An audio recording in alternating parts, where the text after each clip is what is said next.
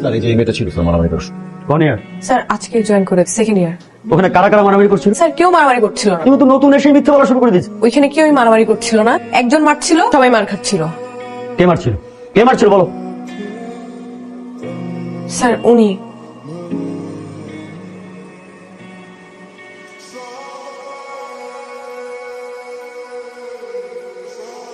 নতুন তো একটা টার্গেট পাইছি। কি টেনশন ভাই? ওই আরমানটা দেখছিস না, ওর তো এতদিন ধরতে পারি। তাহলে কেমনে ধরলেন? ওই যে মেয়েটা ওর নামে কমপ্লেন করছে না, এর মানে কি এখন ওই মেয়েটার অতি যাই করবে ছেলেটা করবে। মামা না তোর সাথে খুব বাড়াবাড়ি করতে, তোর একটা কিছু করা উচিত। তোরে মাইরা আমি বট্টা বানায় ফেলাম। তুই ওরে উস্কানি দেশ কি জন্য? মেয়েটা আসলেই তোর সাথে বাড়াবাড়ি করতে, কিছু একটা করা উচিত।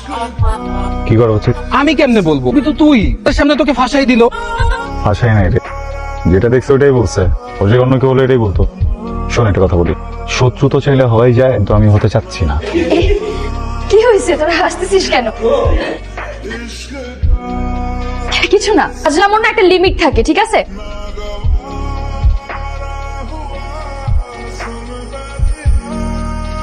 Really very sorry for that. তুমি নির্ভয় বলতে পারো, তোমার কি কাউকে সন্দেহ হয়? তুমি বলো আমাকে, আমি কঠিন শাস্তি দেব। আরমান আরে মা বল নাই টুপি, তুমি কি করে পারলে এরকম একটা কাজ করতে? স্যার আপনি প্রুফ ছাড়া আমাকে চার্জ করতে পারেন। রাখো তোমার প্রুফ। একটা মেয়ে আননেসেসারি তোমার সঙ্গে মিথ্যা কথা বলবে? বলতে পারে মিথ্যা, আই ডোন্ট নো, এতটুকু জানি আমি মিথ্যা বলছি না। একটা থাপ্পড় দিয়ে তোমার সব কটা দাঁত ফেলে দিতে ইচ্ছে, শুধু আমার কাছে পর্যাপ্ত প্রমাণ নেই, আমি তোমাকে দেখে নিতাম। আরমান চুপ। প্রবলেম কি?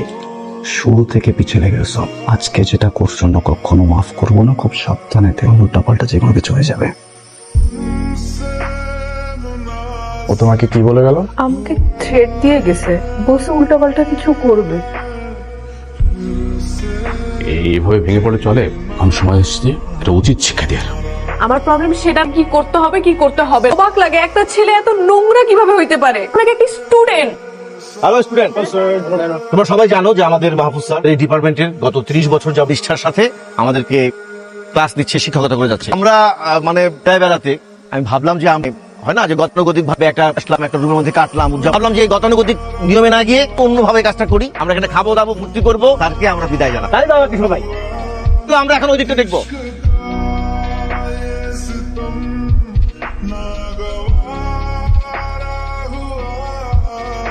ও তো খালি তাকেই থাকে। তো বলার একটা কাম করা যায়, আমরা একটা গেম খেললাম, 10টা ওর উপরে চাপ। কি করছ?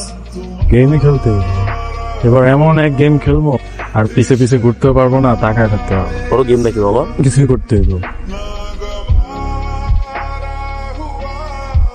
আরমান আমি জানি এটা তুমি, প্লিজ আমাকে যেতে দাও। দেখো ভার্সিটিতে যা হইছে হইছে, এটা কিন্তু বেশি হয়ে যাচ্ছে।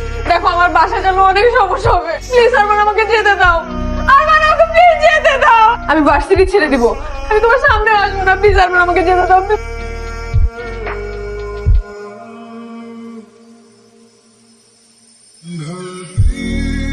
তুমি একটা জানোয়ার, একে কিভাবে ট্রিট করতে হয় তুমি জানো না? তুমি আমার সাথে তুমি কি করতে যাবো?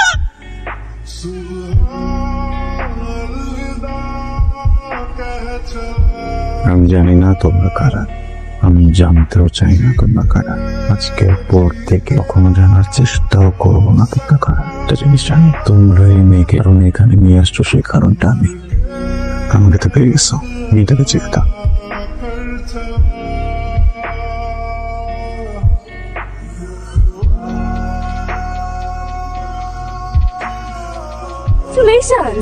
এবার খুশি তো তুই, তাই না? কেন? ওই আরমানকে শুনে পিটাইছে, পিটাই হসপিটালে পাঠাই দিছে। খাওয়াইছে, একদম ভালো হইছে। দেখ যাকে চিনিস তিনি উল্টাপাল্টা কিছু বলবি না প্লিজ।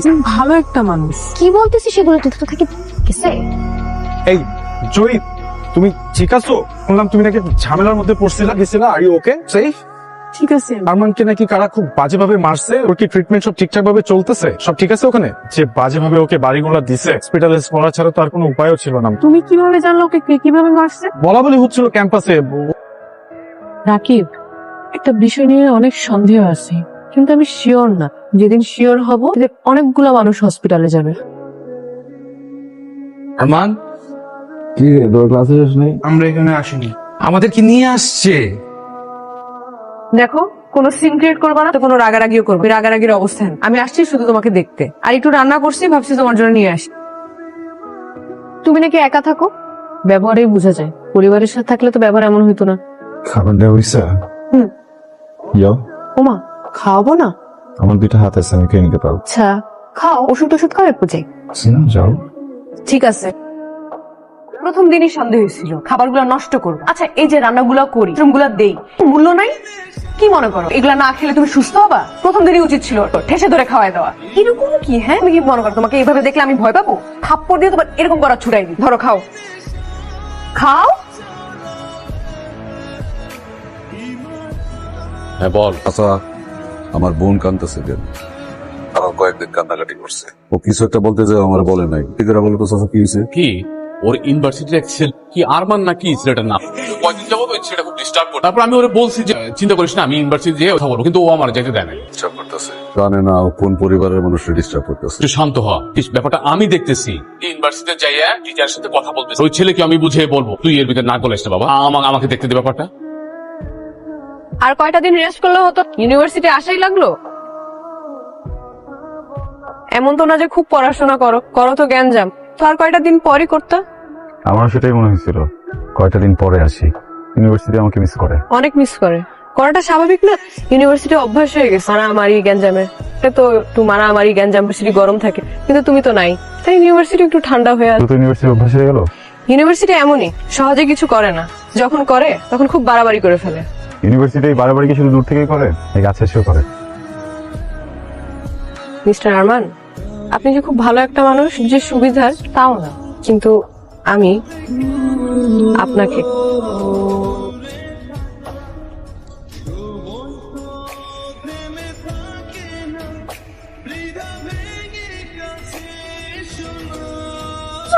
ভালো একটা ছেলে, কি করতেছো? থামাও না কেন ভাইয়া? ওই তো তোরা ডিস্টার্ব করে। ভাইয়া তুমি বুঝতেছো না, ওই ছেলেটা ভালো একটা ছেলে করতেছে। ভাইয়া ওদেরকে থামাও তুমি। মান না ভাইয়া তুমি বুঝতেছো, সব বলতেছি ভাই, তুমি ওদেরকে থামাও না। কিছু পারে না ভাইয়া, ও ভালো একটা ছেলে। প্লিজ তুই তাই কর। ভাইয়া, ওকে আমি ভালোবাসি। কৃষ্ণ